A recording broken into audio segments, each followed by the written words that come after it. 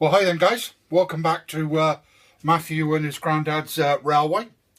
Now we've moved on a little bit since the last time we saw you.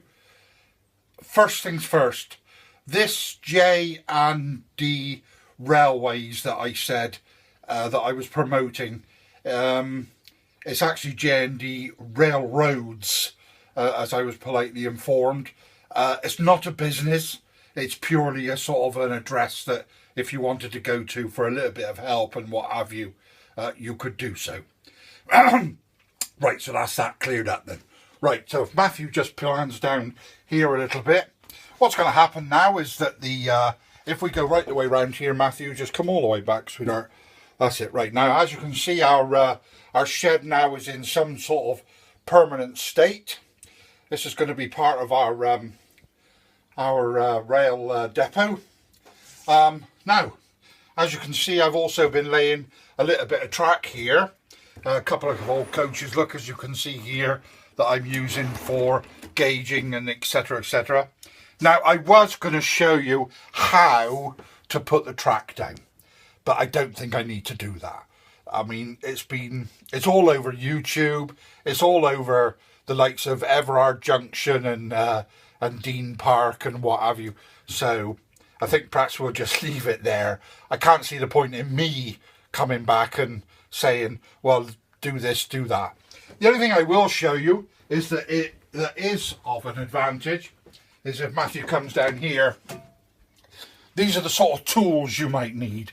Is a reasonable file, a couple of nice Stanley knives, the old Xuron cutter, a nice little pair of pliers.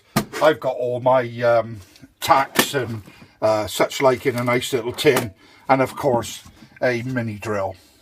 As you can see now, our houses, these old houses, they're still old houses, but they'll be useful for that. That's all now stuck down. The platform, of course, is now all in one piece.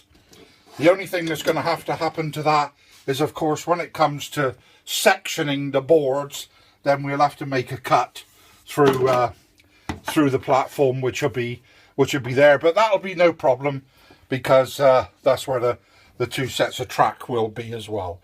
So I think we're not doing too bad. I'd like to show you a lot more. I tell you, now we had another building given to us by Brian Tucker. He's the gentleman that made the one at the other end. Now he was going to throw it out, but I said, well, let me take it for a moment, Brian, and see what I can do with it. And we've decided that we're going to make this rail depot a lot bigger. So instead of just the one depot that was at the other end, we'll have two. I don't know if you saw my... I bought a little shunter. I can't remember if I put this down last time, but we bought a little shunter that's going to do perfectly for our little rail yard. I've got... right then, sorry about that. We had a little bit of a glitch with our camera. So if Matthew just pans down a little bit, I think I was talking about this little engine that I bought at a model railway show. Never cost me much. I've got a couple of little running trucks that I can put alongside it. So I think that'll do absolutely perfect for our rail yard. What else can I say? I'm sorry about the mess. But these things normally are a bit of a mess when you're making something. I took all the back scenes down, of course, for aid of building. So right, I think what we'll do now then is I'll say ta-da for now. Have a good modelling sessions, all of you. Gonna crack on with the track building.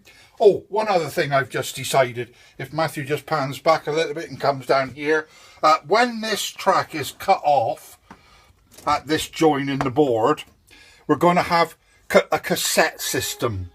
I saw it operating with our own model railway group, the Elgin Model Railway Group. I saw it operating there and I quite liked it, so I think it'll do for us as well.